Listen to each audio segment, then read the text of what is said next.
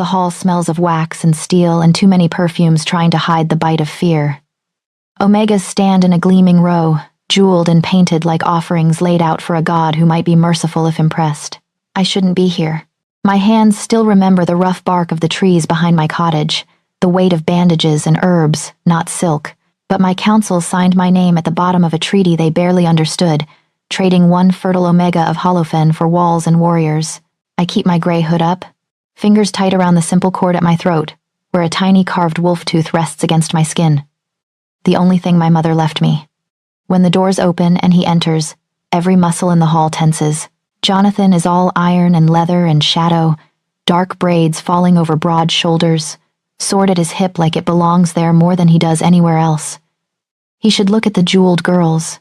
Instead, his gaze cuts through the line and catches on the plain girl in the cloak. On me. That one, he says. The Omega in gray. Bring her to my chambers. My freedom just became a bet I have one night to win.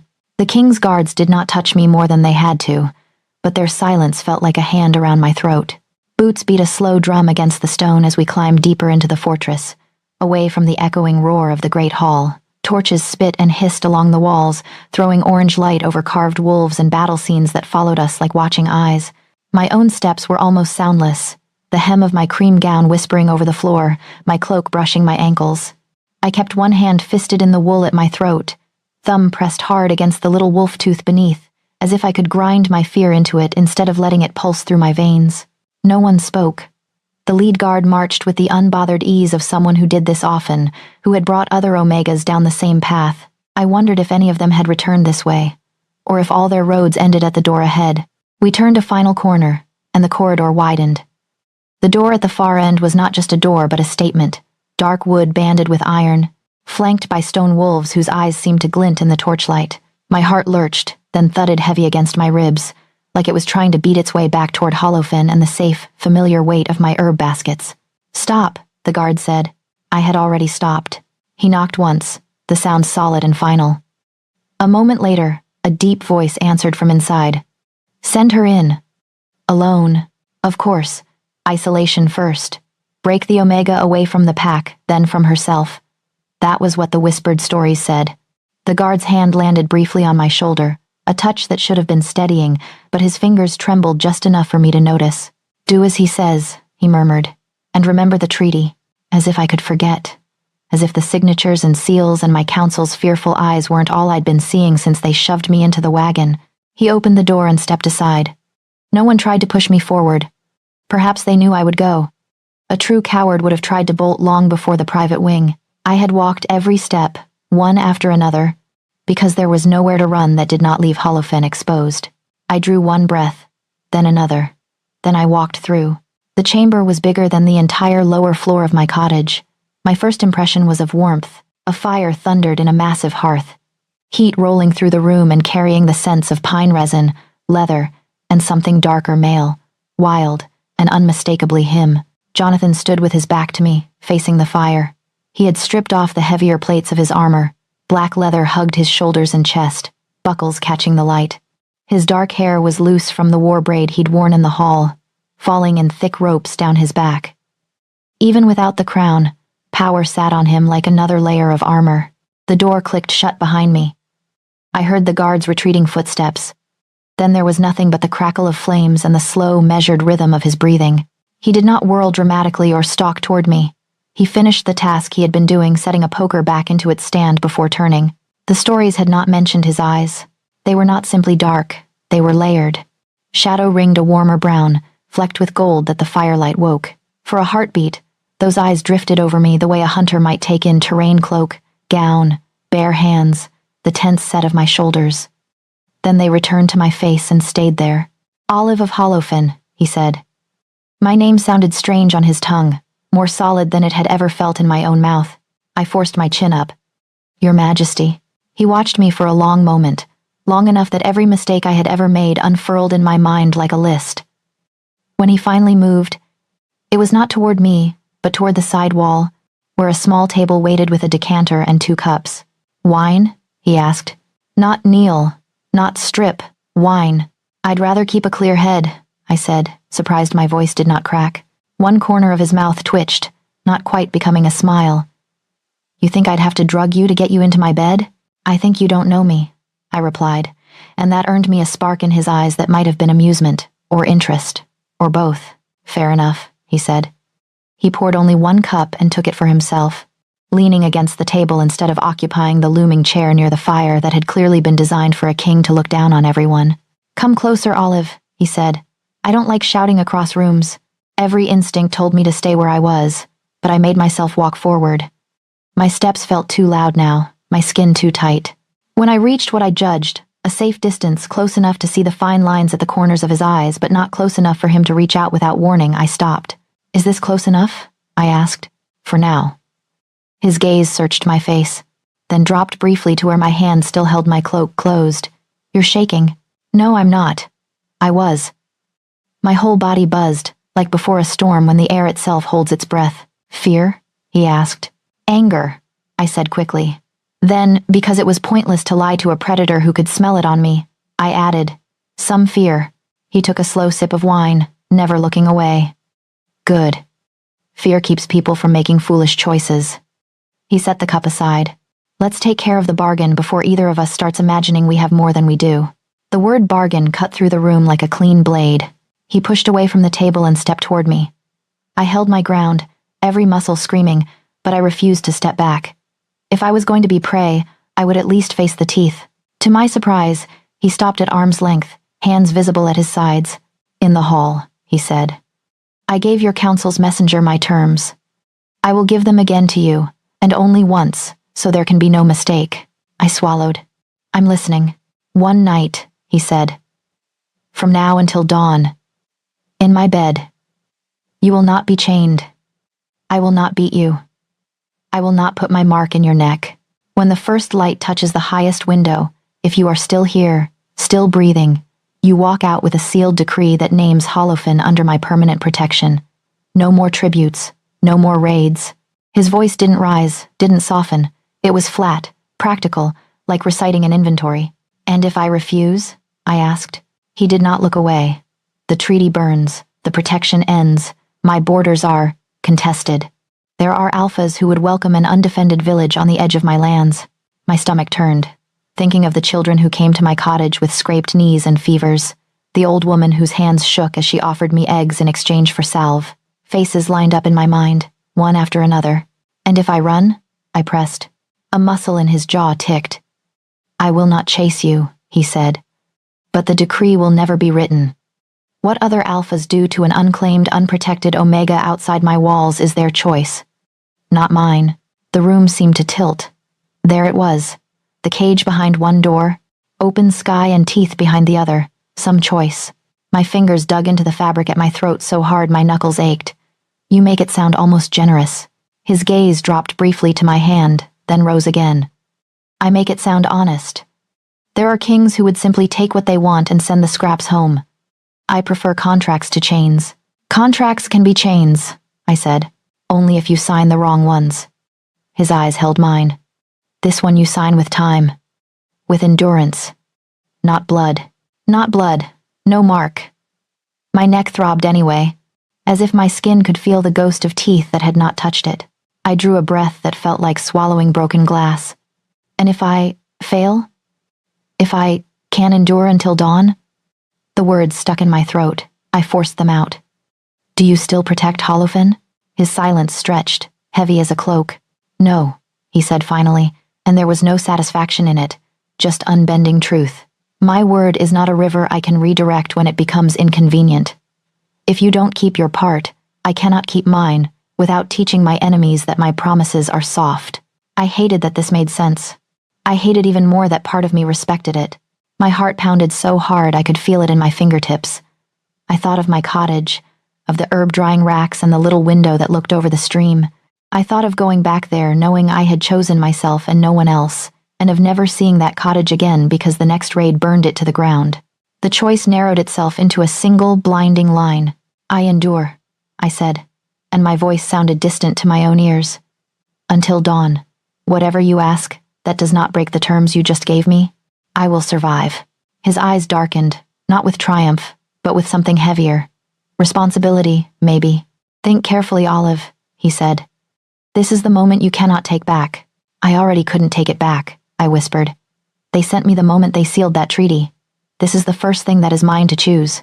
He studied me, like a man examining a blade for hidden cracks. Then he nodded. Once. Very well, he said quietly. We have a bargain. He extended his hand between us, palm open. It took a heartbeat, then another, for my body to move. When my fingers finally slid into his, heat seared up my arm, startling in its intensity. His hand closed around mine, firm but not crushing, the calluses on his palm rough against my skin. For an instant, the room, the fire, the stone, all of it faded beneath the sharp, visceral awareness of that contact. Something inside me shivered, deep and inexplicable. Welcome to my mercy, Olive of Holofen, he murmured. I tightened my grip so he wouldn't see my hand shake. Welcome to my terms, Your Majesty. His mouth curved, slow and dangerous, as if I had just thrown down a gauntlet at his feet. Dawn felt very far away. Steam wrapped around me like a second cloak, thicker and warmer than the gray wool I'd worn from Holofen. The bathing chamber was carved straight into the stone, its ceiling low and curved, candles tucked into niches so their flames trembled in little pools of gold. Someone had scattered herbs into the water, rosemary, mint, a hint of lavender until the air smelled like my work table at home and the ache in my chest sharpened. Jonathan had stood in the doorway just long enough to tell me, "Take your time. No one comes in unless you call." And then he'd left, the door closing with a soft finality that unsettled me more than if he'd stayed. Kings didn't give Omega's privacy in the stories. I undressed with hands that still shook from our bargain, folding my old gown and cloak on a narrow bench, as if that care could keep them from disappearing. The water was almost too hot at first. But once I sank in, my muscles loosened in slow stages, like knots untying under invisible fingers. Dirt from the journey clouded the surface. I watched Holofen's road wash away in murky ribbons. I scrubbed harder than I needed to, dragging the linen cloth over my skin until it flushed pink. It felt wrong to be clean here, in a place that wasn't mine, preparing myself for a night I hadn't chosen. Yet another part of me, small, treacherous, sighed at the feel of real soap and heated water, luxuries my village only dreamed of when winter bit too deep. When I reached for the last pin in my hair, it snagged. I tugged. The tangle held. "Of course," I muttered, fingers slipping in the damp coils. The wolf tooth at my throat bumped my knuckles, a familiar reassurance. You could fight off a fever in a child with no more than willow bark and hope, Olive, but gods forbid you manage a knot. I finally freed it, working the long, wet length of my hair loose down my back. Blonde strands clung to my shoulders like riverweed. For a moment I just sat, chin on my knees, letting the heat seep into my bones, trying not to think about the man waiting outside this chamber. The bargain sat in my mind like a stone. One night, one dawn, my body for their safety. I had made peace with that. It was everything else that frightened me. When the water cooled and goose flesh rose along my arms, I forced myself out. A thick towel waited on a peg, softer than anything I'd ever owned. I wrapped it around myself, then reached for the gown folded on the bench. It was simple by court standards, soft cream fabric, long sleeves, a square neckline, but the seams were smooth, the stitching fine. A thin belt of braided cord cinched it at my waist. No jewels, no branding, nothing that screamed possession. He could have dressed me like a trophy. He hadn't. My feet were bare when I opened the door and stepped back into the main chamber. The first thing I saw was the fire. Bigger now, fed while I was away, flames licking high and throwing restless light across the walls. The second was Jonathan. The armor was gone. He wore only a dark linen shirt, laces loose at his throat, sleeves pushed to his elbows. Without all that metal, he seemed no less dangerous, only different, less like a statue carved from iron, and more like a man built from flesh and heat. The candlelight and fire picked out the map of scars across his forearms and the side of his neck, pale lines and jagged ridges that told stories without words. He sat in a heavy chair near the hearth, one ankle hooked over his knee, a decanter and 2 cups on the low table beside him. He looked up when I entered, eyes tracking the damp ends of my hair, the way the gown clung to me while still doing its best to be modest. For a heartbeat, neither of us spoke. The room felt smaller than it had before. "You took less time than most," he said at last, voice low but not unkind. "Sit." There was another chair opposite his, carved and cushioned. It unnerved me that we would be at nearly the same height if I took it. No kneeling pillow. No collar at its side. "You don't want me on the floor?" I asked, before I could swallow the words back. Something flickered in his expression. Do you? I spend enough time on the floor tending other people's wounds, I said. I'd rather not add yours to the list. His mouth quirked, brief as lightning. Then sit in the chair, Olive. I did, easing onto the edge, back straight. The fire warmed my bare feet, sending a shiver up my legs. Up close, the scars were even clearer. One slashed across the back of his hand, another disappeared under his sleeve. Not the thin, tidy marks of training mishaps. The kind you got when someone truly wanted you dead. He reached for the decanter. You refused wine earlier. My offer stands. I don't trust things given freely by kings, I said, but there was less bite in it than before. Nothing here is free. He poured into one cup, then paused, looking at me over the rim. Consider it payment for your answers. My fingers curled against my knees. What answers? About Holofen. He set one cup in front of me, within easy reach, and took the other for himself. About the work you do, about the people I just bought with your body. Bought. At least he didn't pretend otherwise. That honesty steadied me more than a gentler word might have. I wrapped my hand around the cup, letting the warmth seep into my fingers without yet lifting it. What do you want to know? Everything, he said simply. We'll start smaller. He leaned back, cradling his own cup, studying me as if I were a particularly complicated wound he wasn't sure how to close. You're a healer, he said. Not a question. Yes. Herbs, poultices, midwifery, all of it. Talking about my work eased the stiffness in my spine. Broken bones, infected cuts, winter cough, births, when the midwives are busy or afraid. I mend what I can, comfort what I can't. And who taught you? He asked. Your mother? My mother died when I was 8. The familiar bruise of that memory barely twinged anymore. Village healer took me on, partly from pity, mostly because she needed hands that could carry water. She taught me what she knew. The rest I learned from watching, and from mistakes I don't intend to repeat. How many people live in Holofen? Too few when the raiders are hungry, I said. Too many when winter stores run thin. A corner of his mouth lifted again at that, not quite humor, more recognition. You speak like someone who's counted every mouth. I have, I said quietly. Someone had to. He drank, gaze never leaving my face. So when you agreed to my terms, you weren't just thinking of yourself. No, I said. I was thinking of every child whose ribs I can count through their shirts, every elder whose lungs rattle when the frost comes. They didn't sign the treaty, but they'll bleed for it if I fail. Silence settled between us for a moment, full but not empty. The fire popped, sending a swirl of sparks up the chimney. You hate this bargain, he said. Yes, but you don't hate me. I startled. You sound very sure of that. If you hated me, you would have spat in my face in the hall and forced my hand, he said calmly.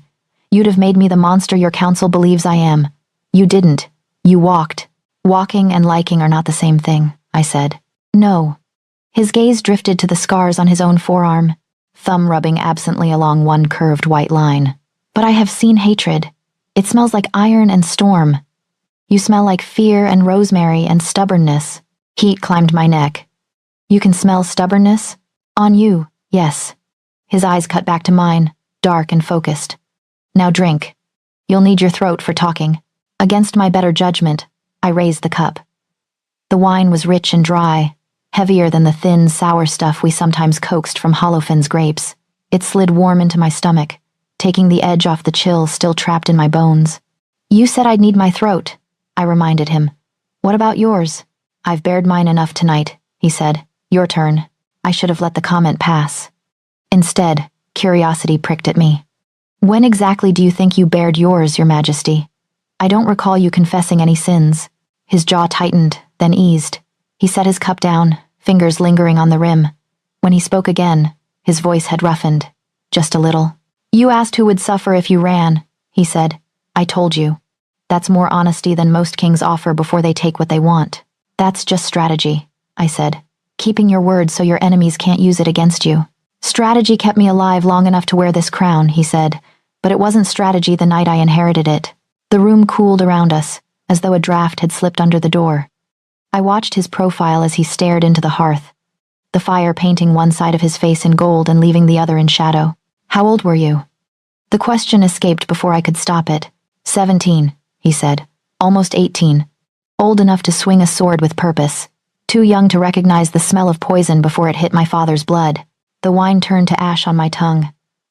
I didn't know, I said softly. Most don't. They prefer the story where the old king died peacefully, and the heir slid into place like a key in a lock. His fingers tapped once against the wood, a quiet, restless sound. The truth is messier.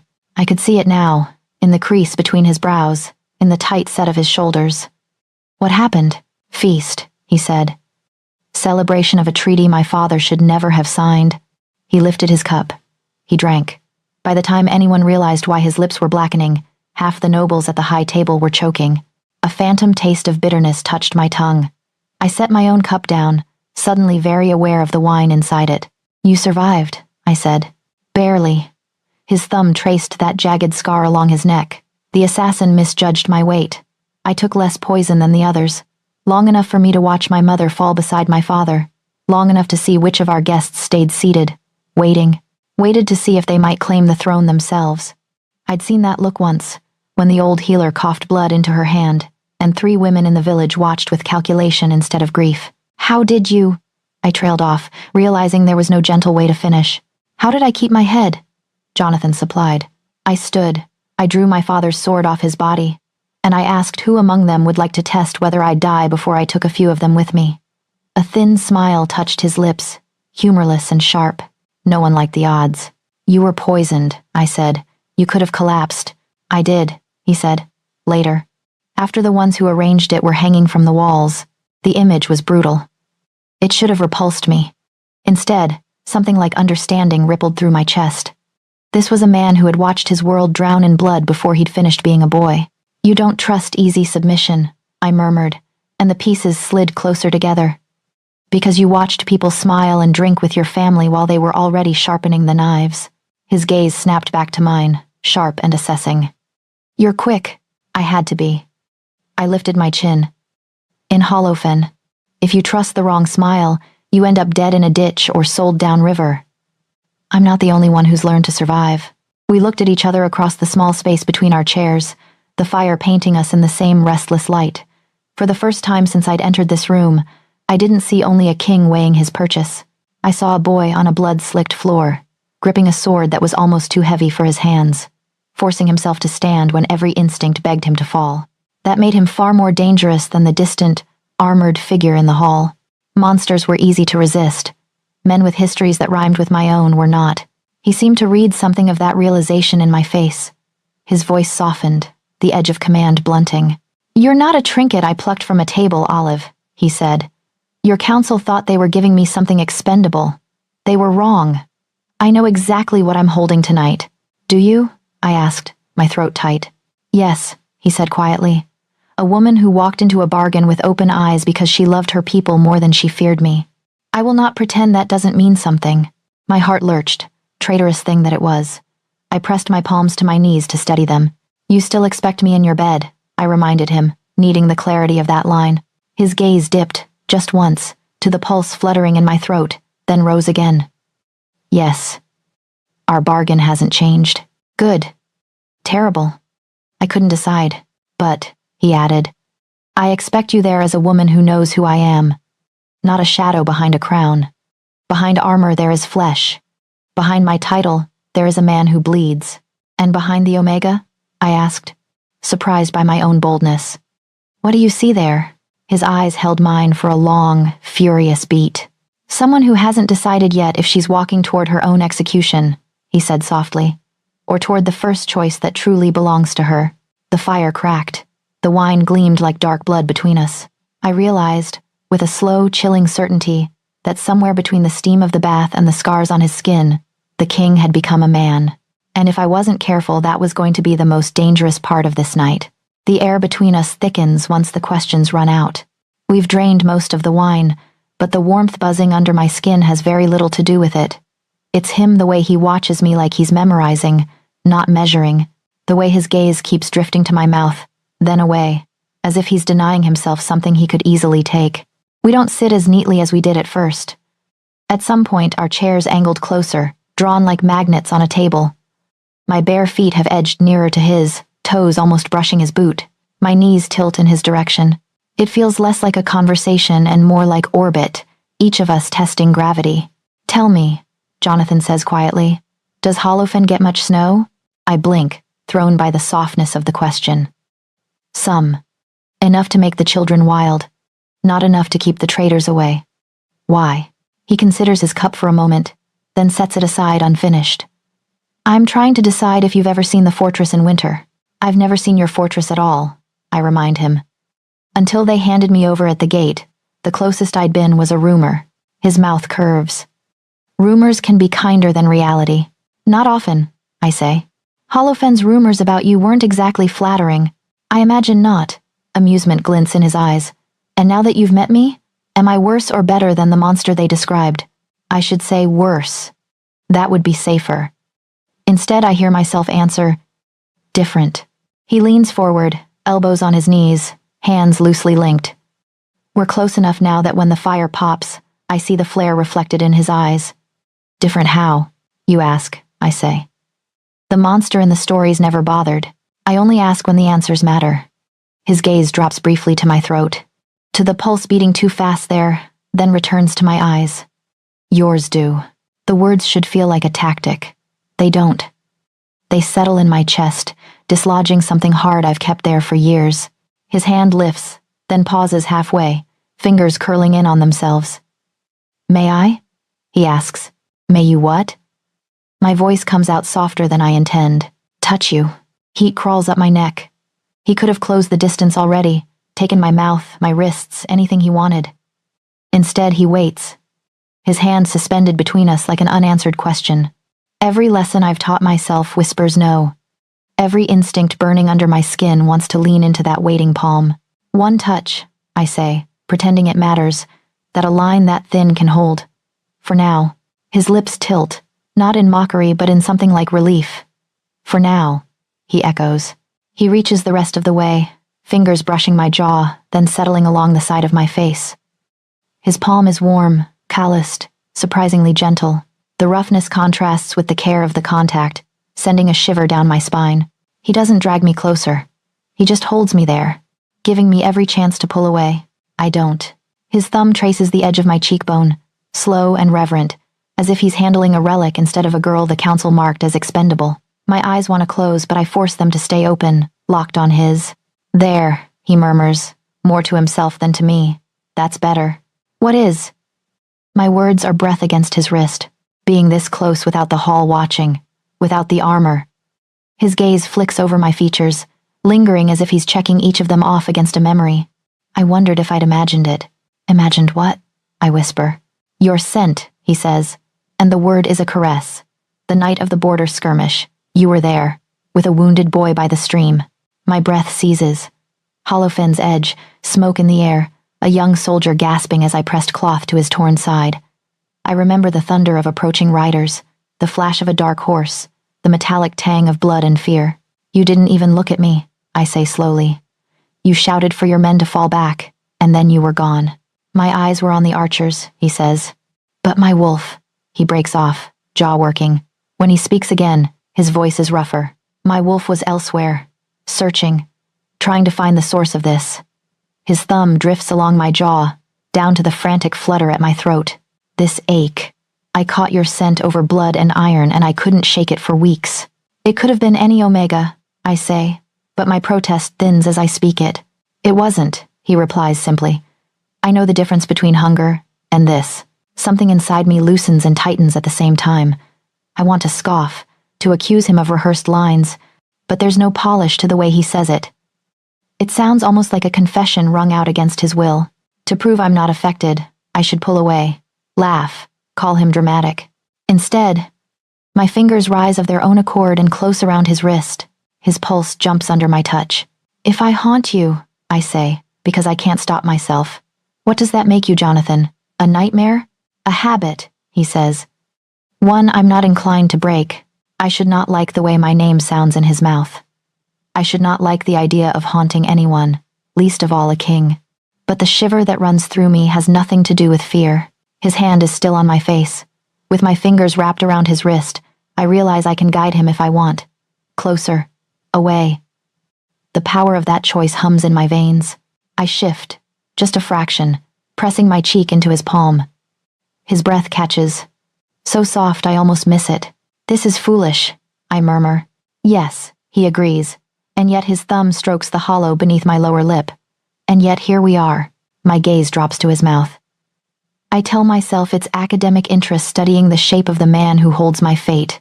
But the tilt of his lower lip, the shadow of stubble along his jaw, the slight part in his lips as he breathes me in, none of it feels academic. He leans in a little, just enough that I can feel the heat of him, the faint brush of his breath against my skin. He could close the distance now, take what hangs between us. He doesn't. Olive, he says softly, warning and invitation all at once. If I kiss you, it will not make this bargain easier. I know. I breathe. Then why are you looking at me like that? Because something inside me is shattering. Because the girl who swore she'd never bend her neck is tipping forward, pulled by a gravity she doesn't understand. Because I want to prove to him, to myself, that my body can respond without my heart following. To prove I feel nothing. The lie forms before the action.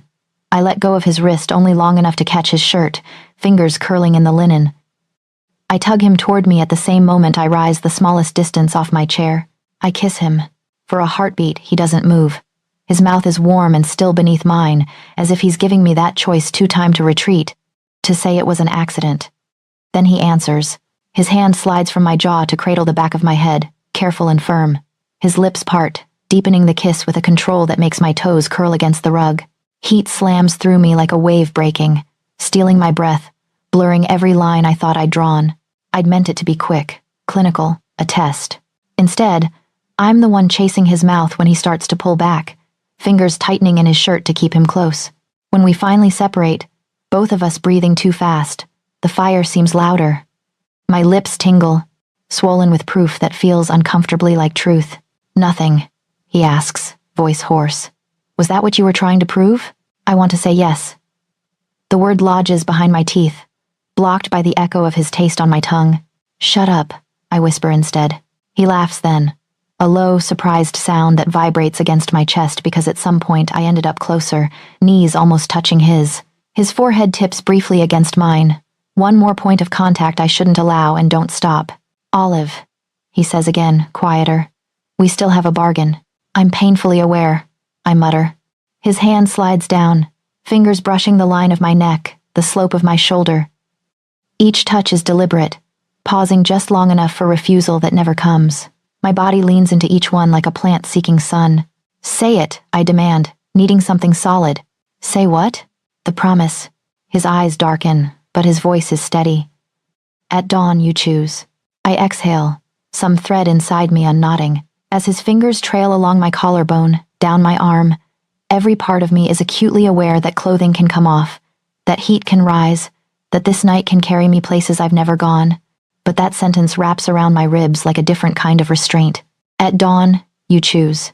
Not him, not my counsel, not the treaties, me. It's a dangerous freedom to hand someone you intend to seduce. Maybe that's why, as his hands map my skin and my own explore the hard lines of his shoulders, the fear in my chest twists into something fiercer. Because if I'm the one choosing, I can't blame anyone else for where this night leads. Heat lingers on my skin, long after our breathing evens out. The furs beneath us are tangled, half on the floor, half twisted around my legs. My heart has finally slowed from its frantic gallop, but every inch of me feels aware, too aware of the man stretched along my side. Jonathan's weight is a solid line of warmth against me, his arm heavy around my waist as if his body hasn't yet accepted that the battle is over. For now, the chamber is quieter than I've ever heard it, the roar of the fire softened to a steady crackle, the distant sounds of the fortress muted by thick stone. It feels like we've slipped into a pocket outside of time, a place where nothing exists beyond the radius of his arm and the faint ghost of his mouth on my skin. I stare at the ceiling at first, counting carved stones to avoid thinking about the way his chest rises and falls against my back. But my gaze keeps drifting to the scars I glimpsed when we moved, pale lines slashing across tan skin, disappearing beneath the edge of the sheet. I shouldn't touch him again. The bargain doesn't require curiosity. My hand moves anyway, carefully. So carefully, I slide my fingers from where they rest against his forearm down to his ribs. The muscles there jump, then settle. I trace the edge of one jagged scar, its texture different from the smooth skin around it. He inhales, slow and deep. Careful, little healer.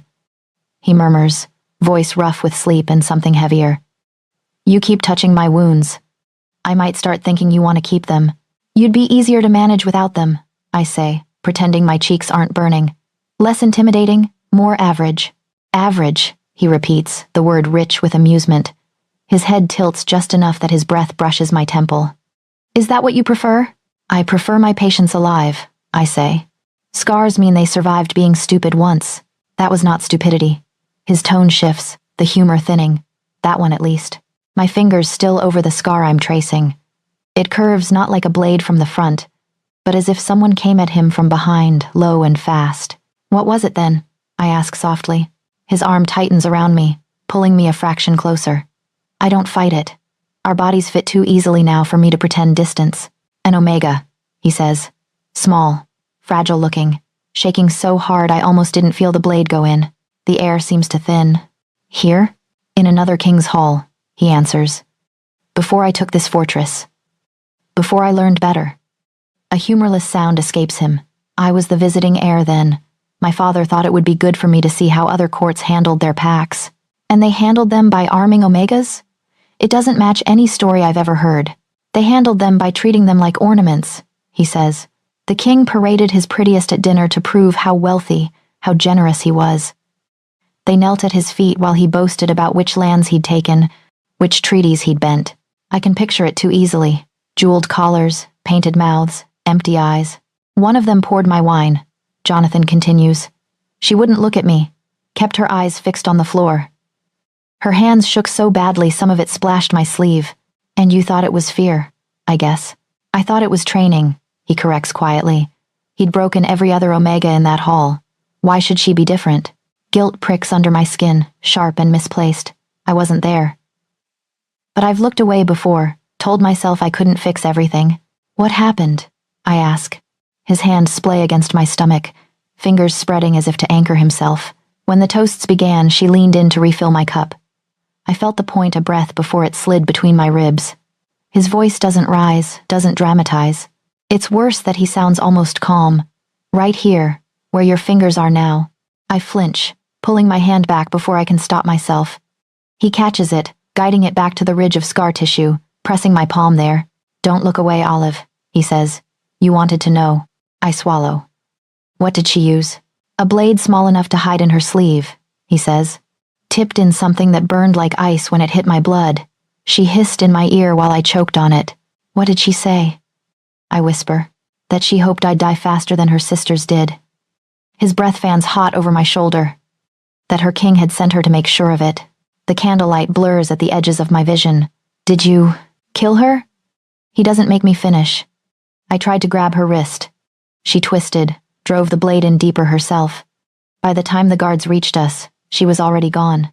I close my eyes.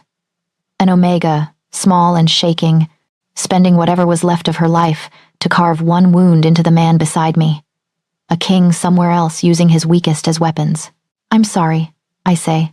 The word's inadequate and still all I have. I'm not the one you should pity, he replies.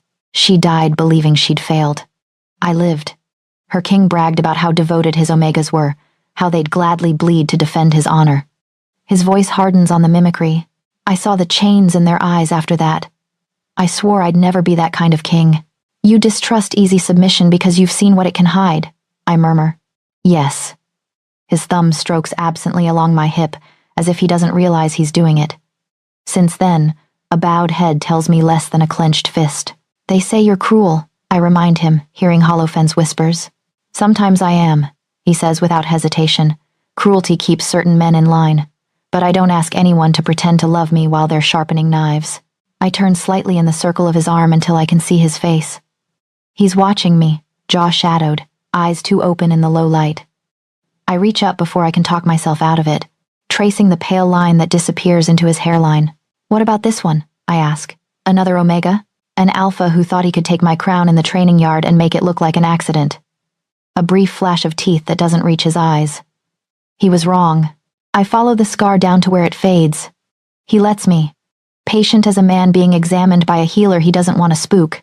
Your turn, he says eventually. I've bared enough of my ugliness. Show me some of yours. I don't have battle scars, I protest. Just burns from ovens and nettle stings. I doubt that, he says. Words cut too, deeper sometimes. His gaze sharpens. What did they call you, back in Hollowfen, when they thought you couldn't hear? The question lands like a stone dropped into still water. I look away, toward the fire, watching it devour another log. Too stubborn to place, I say finally. That was the council's phrase. The rest of them were less polite. Too stubborn to place, he repeats slowly, tasting each word. Like livestock that won't go into the right pen. That's exactly how they meant it. Bitterness steals into my mouth. Most Omegas in the villages get matched by 16. I was 19 with no offers. I talked back. I refused to pretend I didn't notice when men lied. I chose who I treated and who I refused to patch up unless they paid properly. The council called it uncooperative. I called it survival. And when the treaty came, he says, voice soft, they saw a chance to make you someone else's problem. My problem, I correct.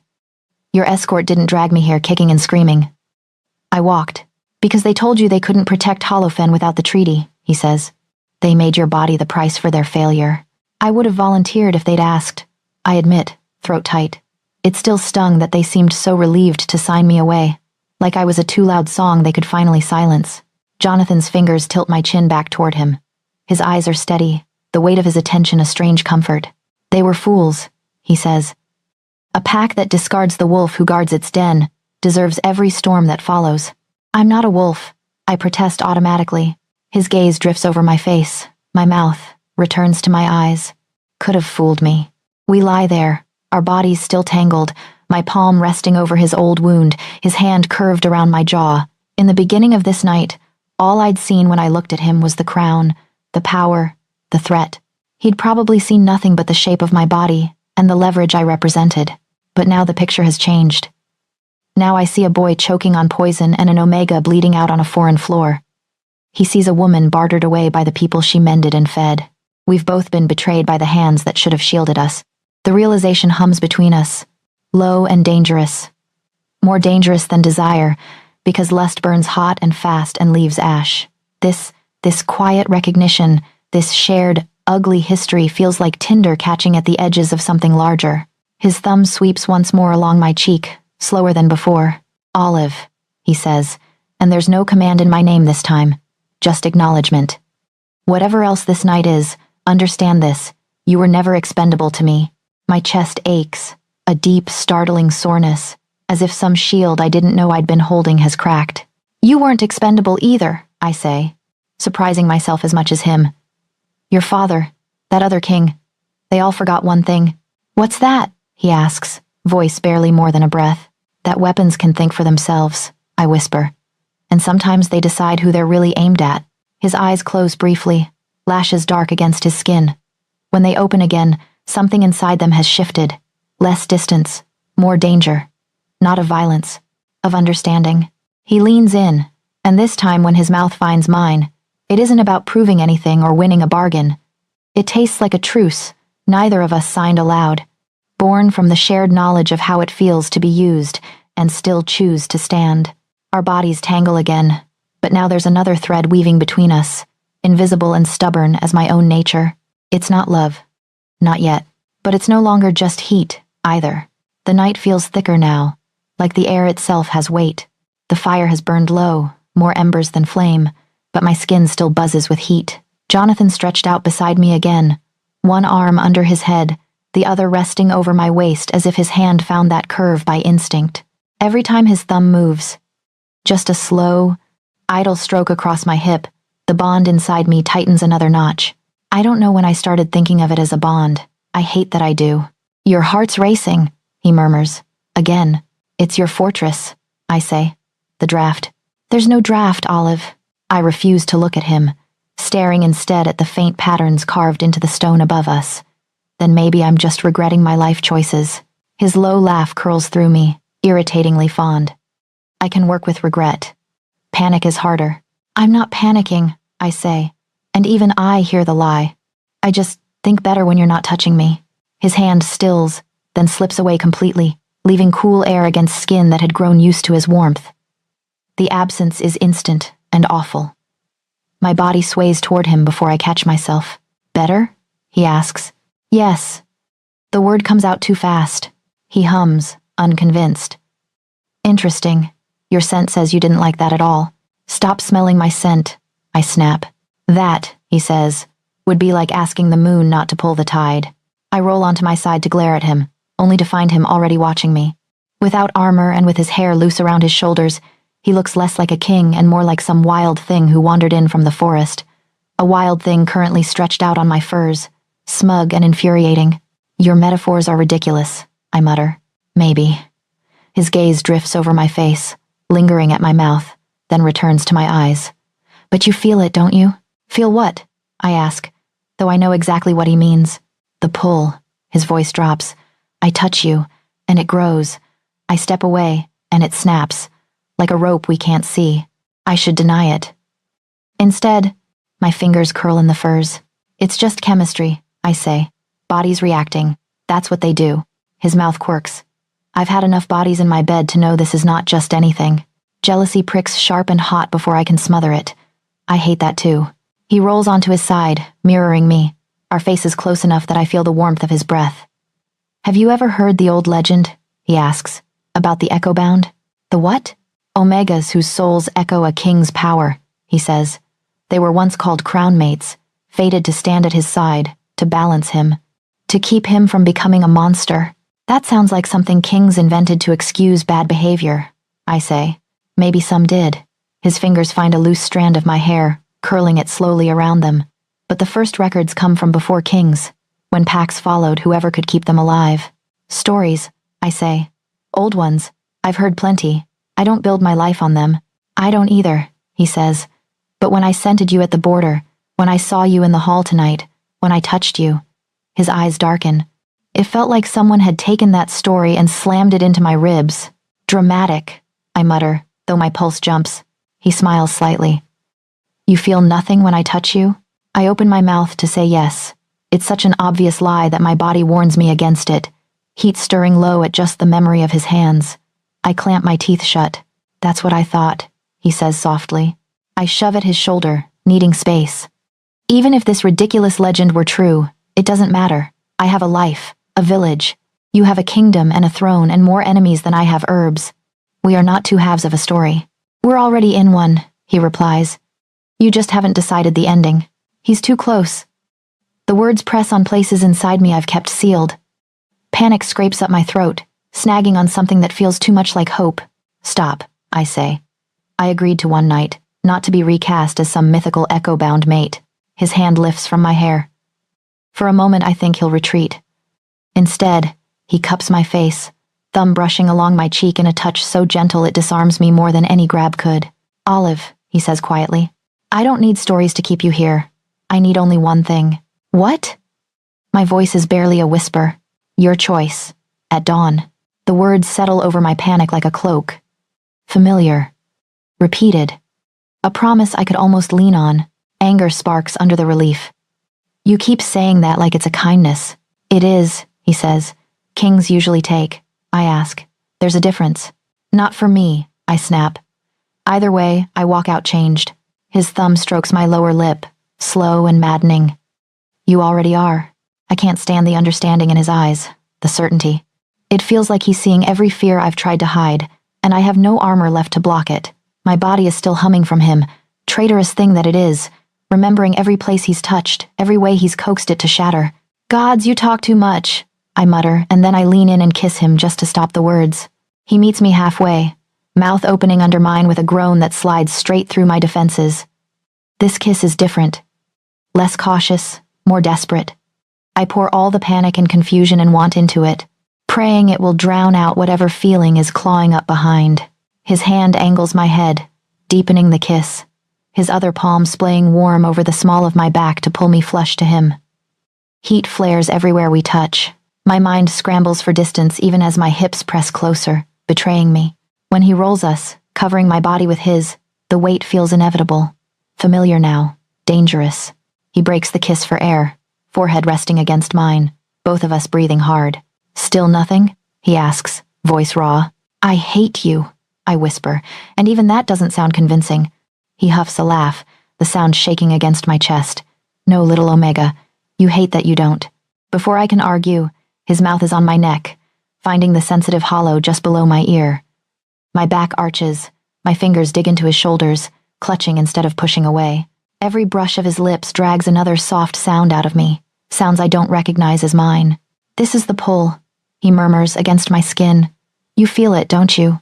Yes, I breathe, because lying would take more air than I have. His hand trails down, over my ribs, my waist, my thigh.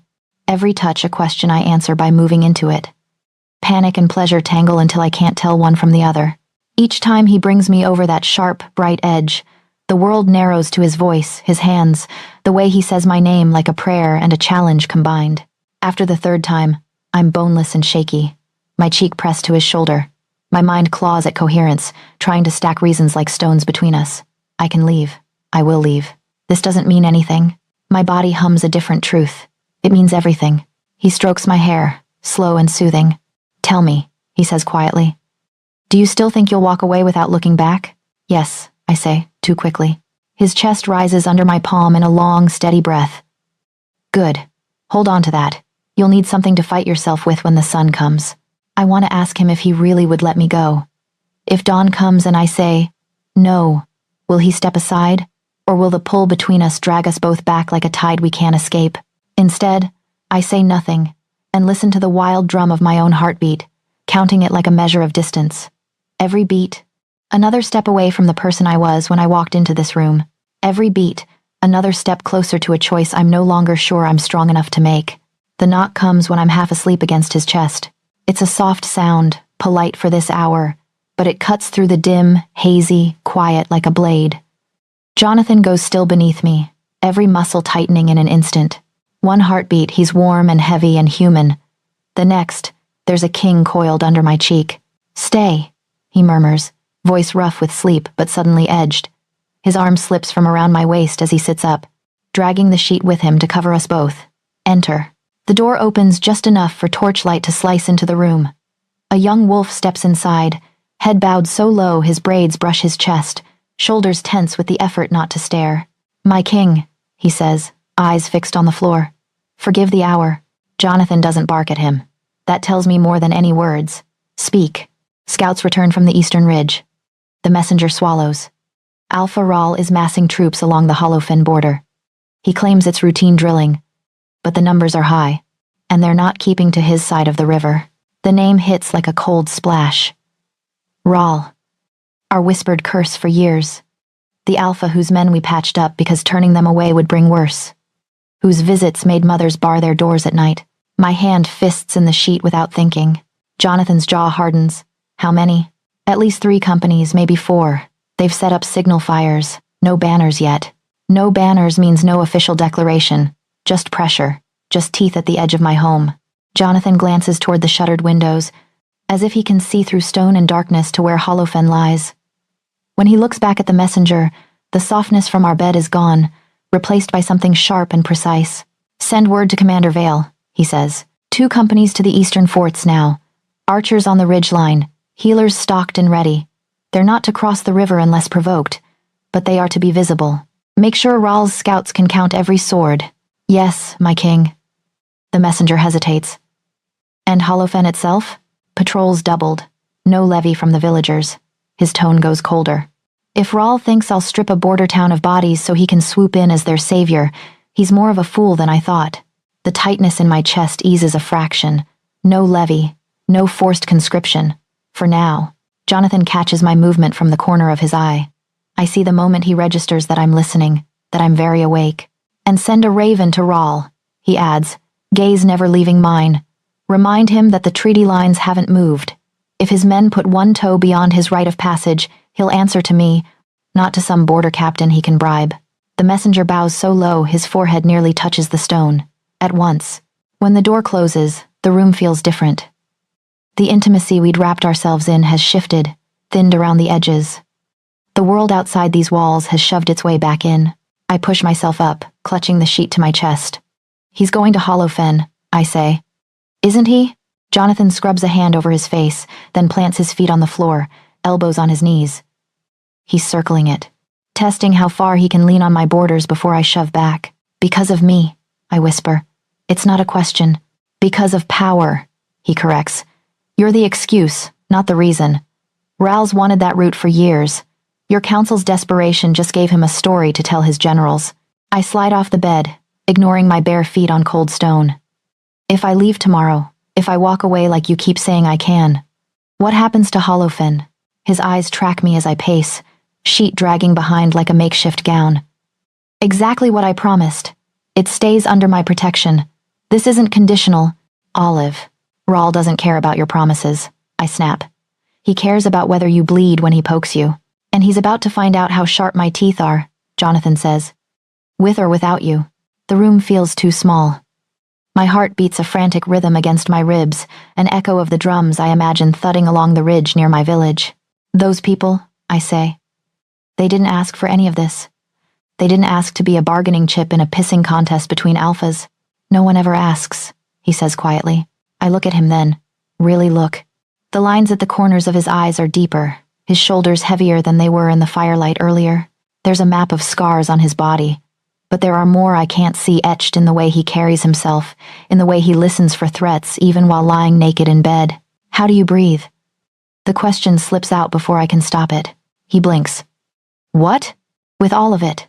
I gesture vaguely toward the door, the fortress, the world. Ral, treaties, assassin Omegas, starving villages who curse you and still depend on you.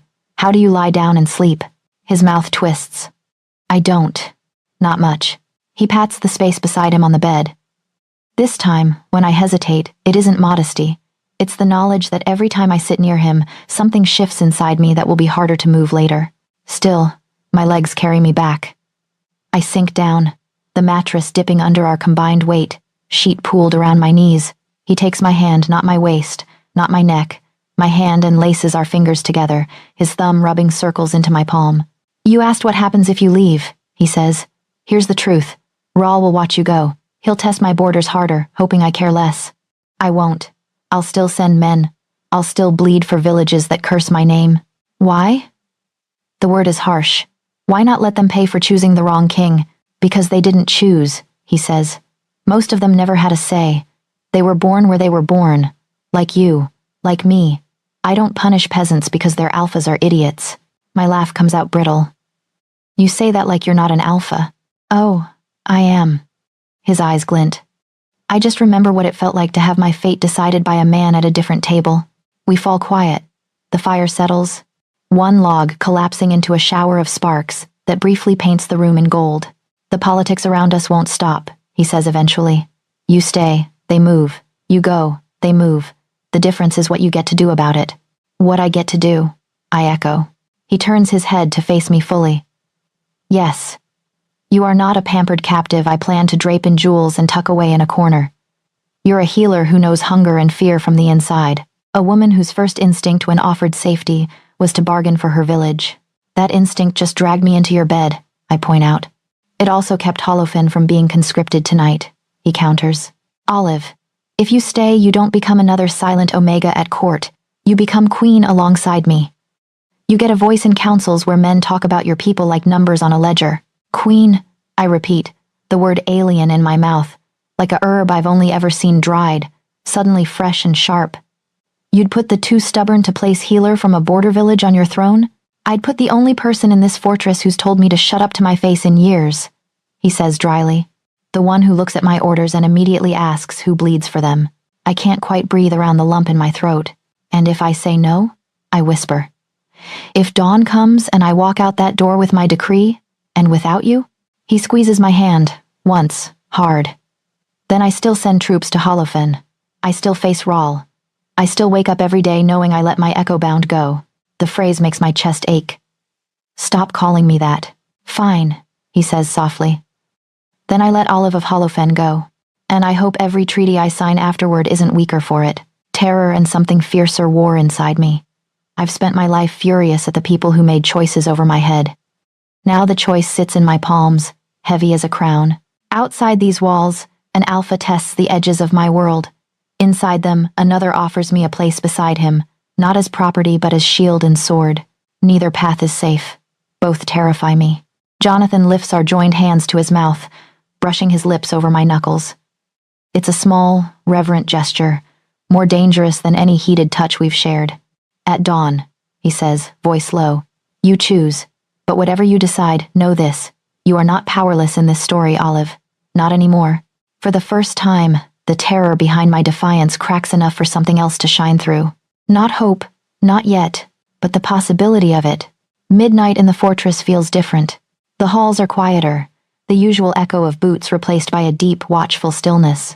Jonathan's hand is warm around mine as he leads me, barefoot and wrapped in a simple robe, away from the main corridors and down a narrow stair I didn't know existed. The air cools with each turn, tasting of stone and something older, like the memory of smoke. You're smuggling me somewhere, I whisper, more to steady myself than because I expect an answer. I'm taking you to the only place in this keep where I don't lie to myself, he says. That's close enough to smuggling. The torch he carries throws restless light over his face, carving the angles sharper. Without crown or armor, he should look less like a king.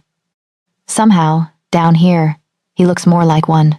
We reach a short landing, and another door plain, iron-banded, unguarded. He shifts the torch to his other hand and touches his fingers to a sequence of worn stones along the frame. I hear a soft click, then the door loosens. Secret doors, I murmur. Of course. He glances back. If you're going to be queen, you should know where they are. The word queen lands like a stone in my stomach, sending ripples through everything inside me. I don't answer. I'm not sure I can. He pushes the door open. The chamber beyond is circular and low, carved out of the bedrock itself. The air smells of ash, long, cold, and something faintly metallic, like old blood washed away but not forgotten.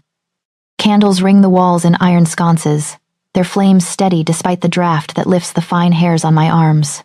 In the center of the room stands a cracked stone altar, waist-high and blackened across its surface, as if some fire once burned there so hot it fused soot into rock. Around it, cut into the floor itself, is a ring of runes. They snake together in an unbroken circle, edges smoothed by centuries of feet and knees and, perhaps, bodies. My heart starts pounding harder.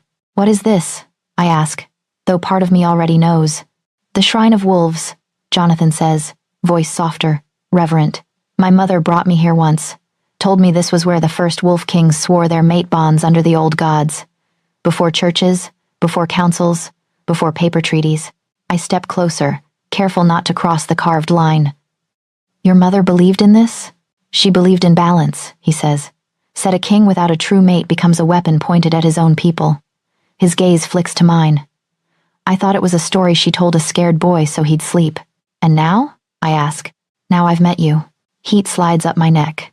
We're back to that, are we? Yes, he says simply. We are. Because after tonight, I'm done circling it. He moves around the ring, setting the torch into a bracket on the wall. Shadows leap higher. My pulse follows. How does it work?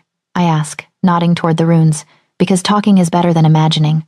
If the old tales are true, he says, when two who are meant stand together inside the circle, the altar remembers. The fire wakes, shows them what they could be. And if it doesn't? My voice comes out thin. Then it's just rock and soot, he says. And I am a fool who mistook lust and admiration for destiny. I swallow. You'd accept that? He turns fully to me, expression starkly open. I'd rather be a fool than a tyrant forcing a woman into a story she wants no part of. The sincerity in his voice scares me more than threats ever could. So, what happens, I ask, if we step in and nothing happens? Then I will never speak of fated mates again, he says. I'll give you your decree at dawn, and Holofen will remain under my protection. You'll walk away knowing this, whatever this is choice, not fate. And if something does happen, I whisper. He holds my gaze. Then I'll ask you to stay. As my partner, my queen. Not as property chained to my side, but as the only person in this realm with enough spine to tell me when I'm becoming the monster my enemies already believe I am. The room feels suddenly smaller, the air thinner. So either way, at dawn, I choose, I say. Yes, he answers. But this might help you know what you're choosing. My feet feel rooted to the stone just outside the ring. I look down at the runes, their edges darkened by time, and imagine stepping over them. Imagine nothing happening, just silence and disappointment, and the awkwardness of having believed, even for a breath. Worse is imagining the opposite. What if I don't like what it shows? I ask. Then we tell it to go to hell and make our own path. One corner of his mouth lifts. Or you walk away. The gods had their chance. I want to laugh. It comes out as a shaky exhale instead. He extends his hand across the carved line, palm up. The last time I took it, heat shot through me like lightning. Now the air between us hums before our skin even touches. Olive, he says calmly, as if we're back in the hall instead of standing on the edge of something ancient. You can turn around and go back to my chamber. We'll spend the rest of the night as we like, and in the morning I'll keep my word, whatever it costs me. Or you can step in with me and see if the old stories are more than smoke. I stare at his hand. At the scars. At the strength. At the trust. Fear claws at my throat. Not of him, not exactly. Of losing myself in something so much bigger than Holofen's little cottage. Bigger than my careful, controlled life. Of becoming half of a legendary we when I fought so hard to be a singular I. But there's another terror, quieter and sharper, going back upstairs, lying in his bed, and always wondering what the altar would have done if I'd been brave enough to step forward. I hate you, I murmur. Good, he says. You'll need that too. My fingers move before my brain catches up, sliding into his palm. The contact is immediate and overwhelming, the familiar jolt racing up my arm. His hand closes around mine, steady as iron. On 3? He asks. We're not jumping off a cliff. His brows lift. Aren't we? I huff out a breath that might almost be a laugh if it weren't shaking. Fine. Don't count. Just move. Together, we cross the edge.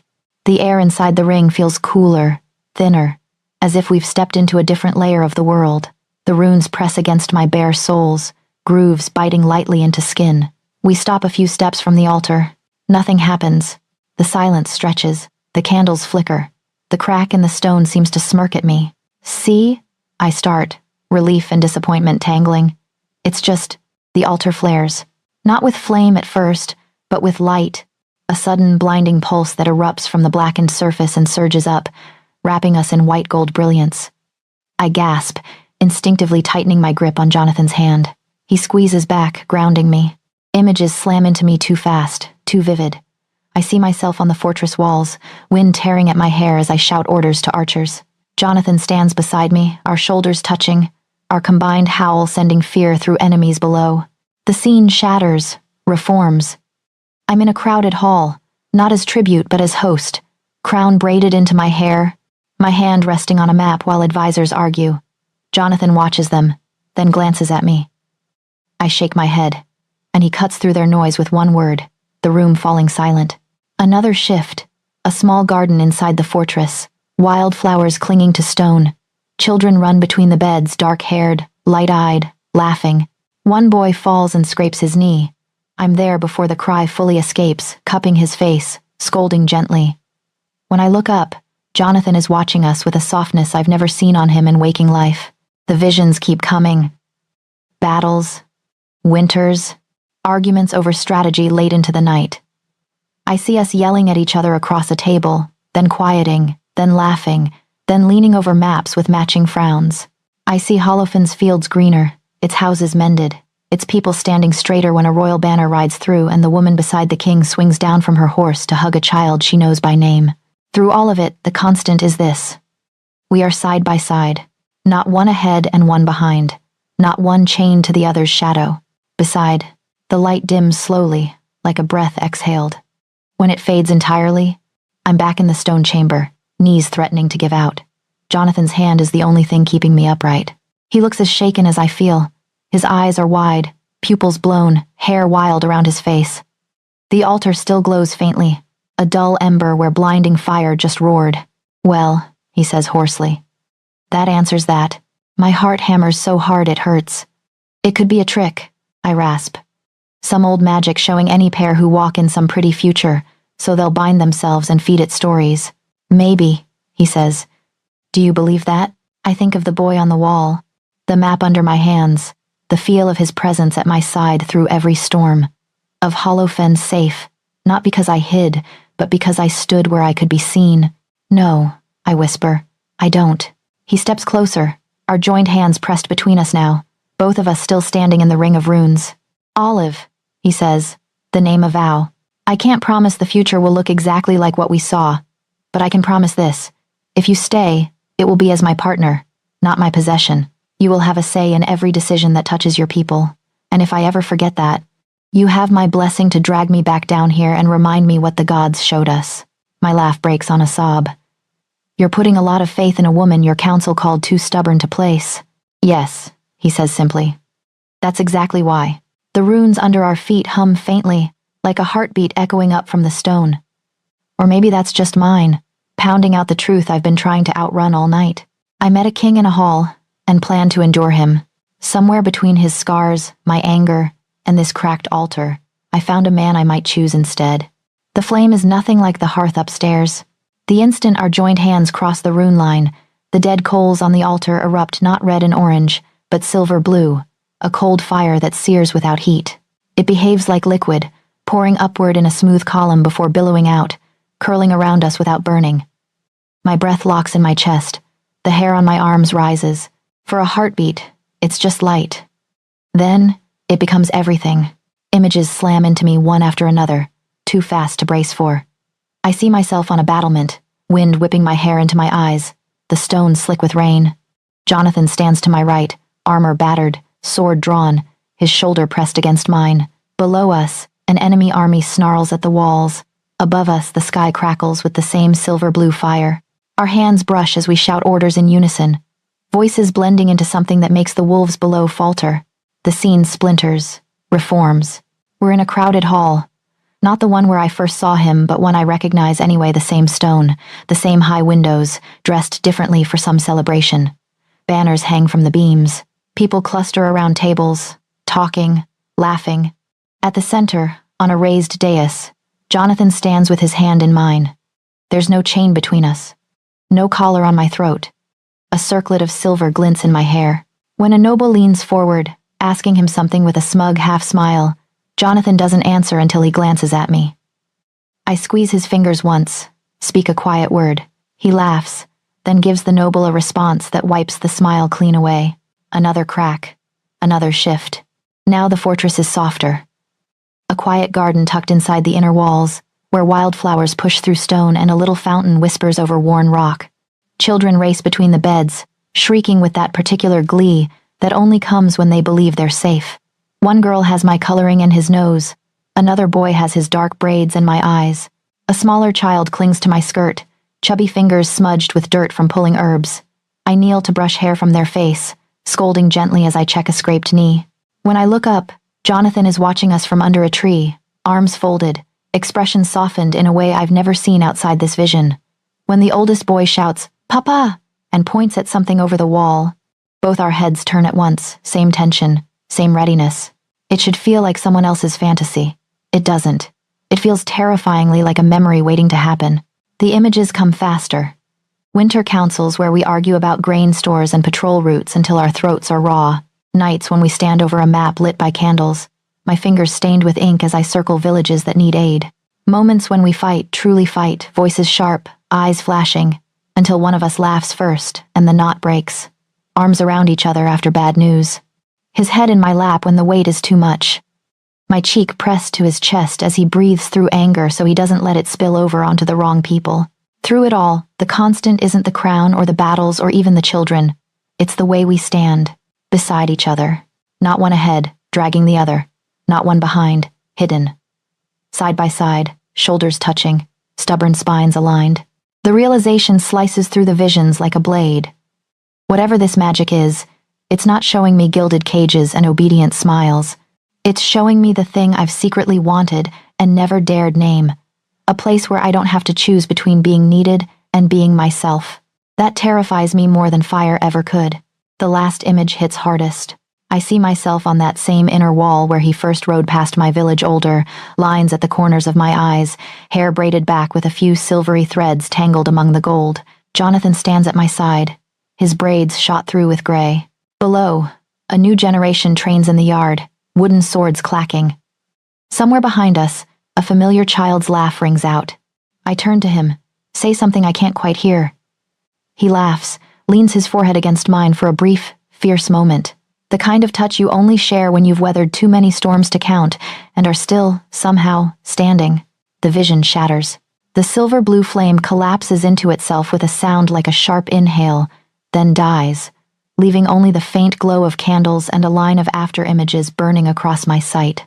The chamber rushes back, stone, soot, the roughness of the rune-carved floor under my bare feet. I'm shaking.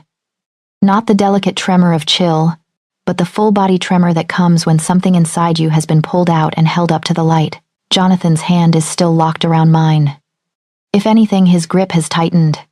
His skin feels hot, real, blessedly solid compared to the shifting visions. When I manage to drag my gaze up to his face, I find him watching me like he's braced for a blow.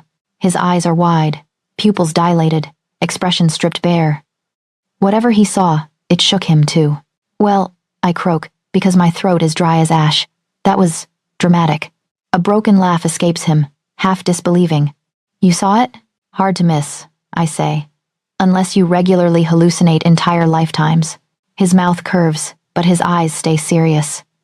I saw us, he admits quietly. On the walls. In the council chamber. In the garden. With children, I add before I can stop myself.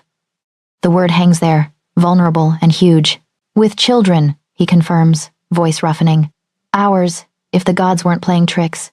I swallow. Do you think they are? He considers that for a long beat, then shakes his head. I've prayed enough to know when no one's listening. This, someone listened. The runes under our feet are humming faintly. Or maybe it's the blood in my ears.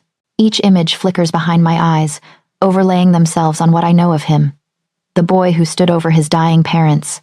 The king who refuses to levy my village. The man who asked permission before putting his hands on me.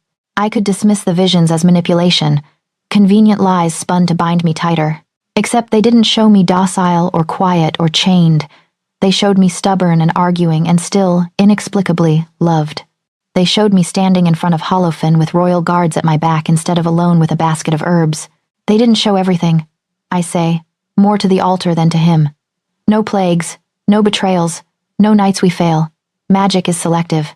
Magic is arrogant, he agrees. It likes its story neat. He shifts, bringing our joined hands up between us. But it did one thing right, which is, my voice is thin, it didn't make this decision for you. I blink, stunned by the simplicity of that. You think showing me all of that doesn't count as pressure? It's a mirror, he says. Not a chain. It showed what could be, not what must be. He takes a breath, steadying himself. Olive. The way he says my name lands somewhere low in my chest. If you stay, he continues, and we try to build what we just saw, it will be because you choose me, not because your council pushed you, not because some altar spat out pretty pictures, because you, with all your inconvenient stubbornness, decided I'm worth the risk. He falls silent. The only sounds are the soft drip of water somewhere in the stone and my own uneven breathing. Can you? He asks at last. The question almost gentle. Choose me? He doesn't kneel. He doesn't drop his eyes or clutch at my skirts. He stands in front of me inside a ring of ancient magic, wearing nothing but scars and sincerity, and hands me the sharpest weapon in the room, his vulnerability. The part of me that has survived by staying alone wants to run, to bolt back up the secret stairs, grab the decree at dawn, and pretend the last few hours were a fever dream, to tell myself that anything this strong must be a trap. But another part, the one that watched him send men to my village's defenses without hesitation, that saw him bleed memories in the dim firelight, that felt something like rightness in those visions, leans forward like a plant towards sun. I look at him, really look, and see not just the king or the man I just shared a bed and an altar with, but the future I could have beside him, the power, the responsibility, the danger, the possibility of being more than the girl Holofin signed away. Can I? I echo, buying time I don't truly have. I don't know. Not yet. His fingers twitch in mine. Honest, he says quietly. Good. But, I add, heart hammering so hard it hurts. For the first time, I want to. His breath catches, a rough, unguarded sound. The look that crosses his face is almost painful to witness hope and fear and something fiercer tangled together. That's all I can ask, he says. For now. The words settle between us like kindling waiting for a spark. Above us, the last glow of the altar fades, leaving only candlelight and the truth hanging heavy in the air. Dawn is still hours away. The choice hasn't changed. But I have. Dawn finds me awake. Pale light seeps through the high windows, turning the stone walls soft, and the fire a dull glow of embers. The fortress feels different at this hour, less like a beast and more like a giant caught between breaths. I stand at the window in my gray cloak, the same one I arrived in, fingers curled around the sill as if I could squeeze an answer from the cold stone.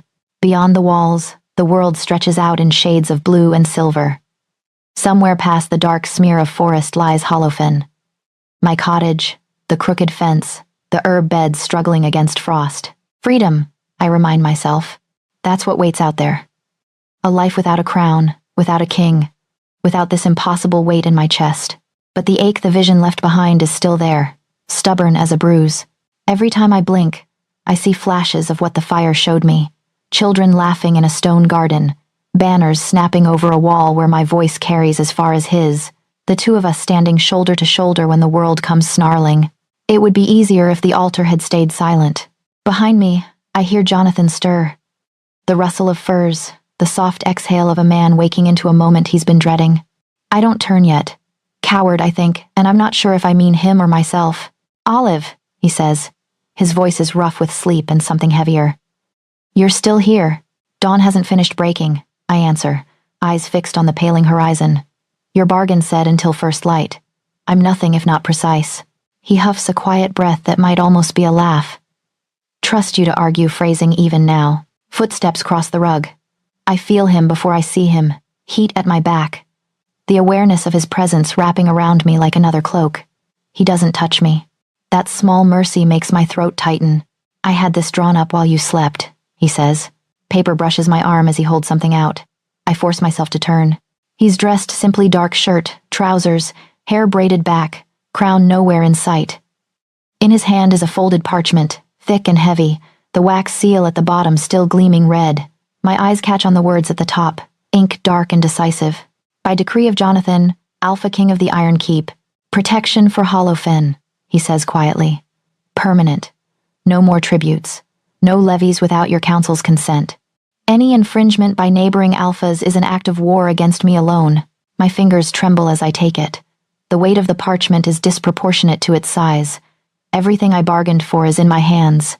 Safety for my people. Proof he meant what he said. You're giving me this, I say, before I tell you my choice. Yes. His gaze doesn't waver. My word isn't a leash. I promised your village my protection if you endured the night. You did. I won't twist that into a chain to hold you. I could walk out now.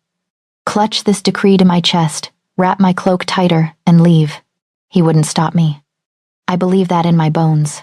I look down at the parchment again, then at his hand, empty now, hanging loose at his side. There's a faint ink smudge on his thumb, as if he'd signed this himself, not left it to a scribe. That detail unravels me more than any grand gesture could. The window shows me one future, Hollowfen and my cottage, the quiet satisfaction of tending wounds and coaxing stubborn plants from stingy soil. The altar showed me another, walls and battlefields and council tables, a life spent not just surviving the storms but steering them. Both futures hold loss, both hold risk. There is no safe choice here, only honest ones. Slowly, I step away from the window. The parchment crinkles softly in my grip. Jonathan watches me, as if each movement is a verdict. I stop by the small table near the fire, the same one where he poured wine and asked about my village as if it mattered. My hands are still shaking when I lay the decree down, smoothing it flat between us. His jaw tightens almost imperceptibly. If you're leaving, you should keep that with you, he says. Some lords listen better when they see my seal. I'm not leaving, I say. The words are quiet, but they land like a dropped stone in still water. His eyes widen, shock flickering there before he catches it. For a king used to masking every reaction, that brief, unguarded flash feels like a gift. Olive, he says slowly, as if he needs to test the shape of my name against this new reality. You don't owe me. I know, I cut in. That's why I'm staying. Silence stretches. I can hear my own heartbeat.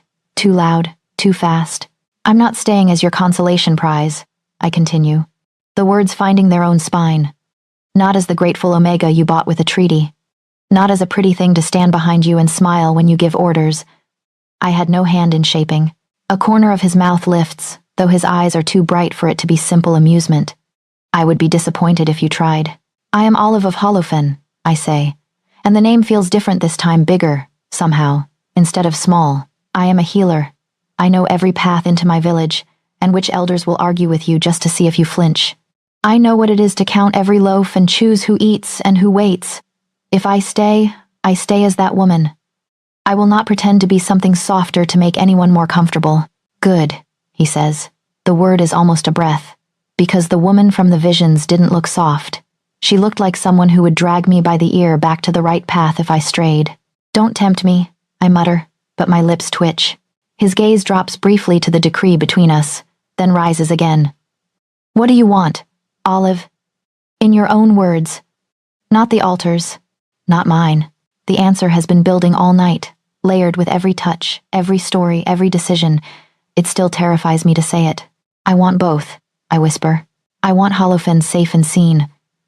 I want to keep healing, not just in one village but across all the ones like it. I want a say in how you wield that crown so it doesn't crush people like me. And my throat tightens. I force the last out anyway. And I want what we saw. The walls, the garden, the children, you.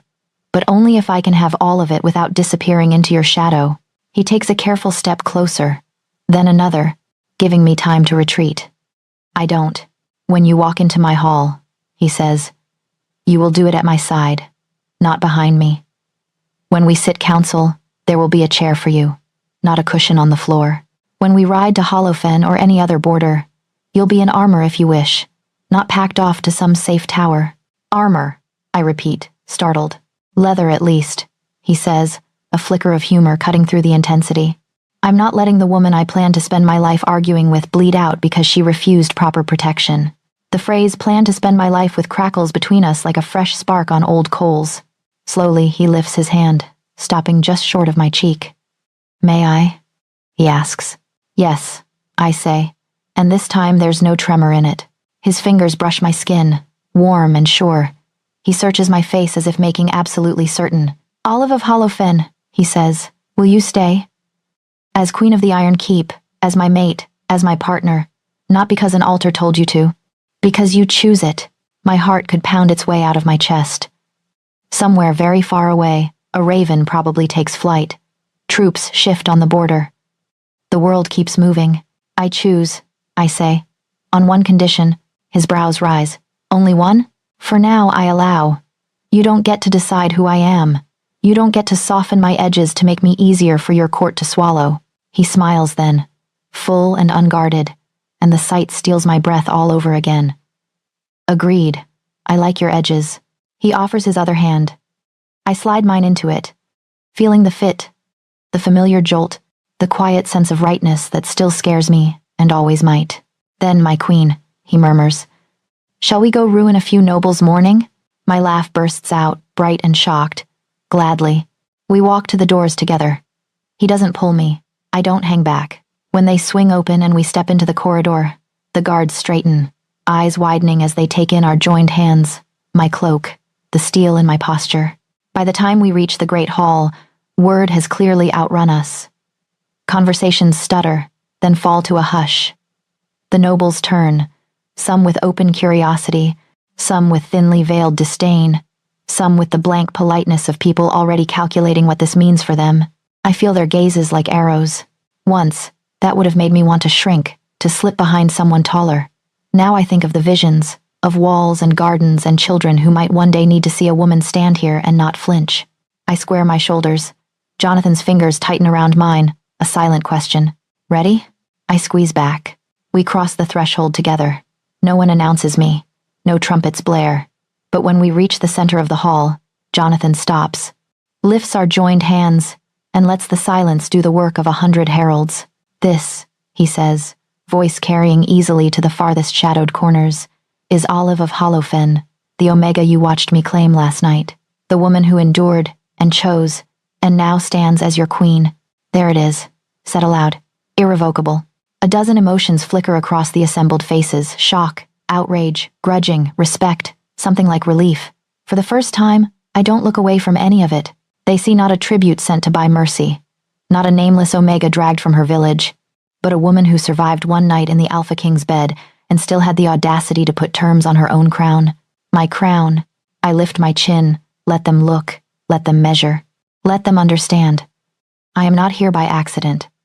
I am here because I chose to be, and somewhere, past forests and rivers, in a village that signed me away, dawn touches rooftops and fields that will not burn today.